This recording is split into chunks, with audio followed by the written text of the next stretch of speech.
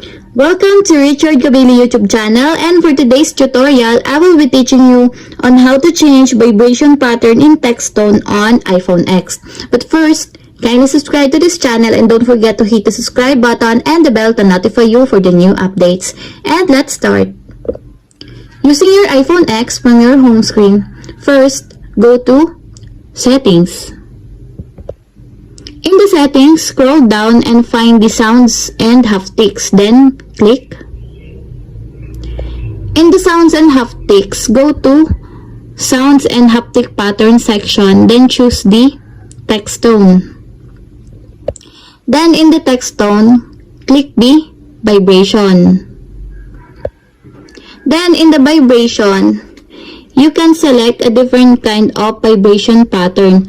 So this is the standard vibration pattern. The accent, alert, heartbeat, quick, rapid, SOS, staccato, symphony. So if you want to change it, just click the vibration pattern that you want to enable. And that's it. We have successfully changed our vibration pattern in text tone on iPhone X. If you have a question, can you comment down below, and don't forget to hit the subscribe button and the bell to notify you for the new updates. And thank you for watching!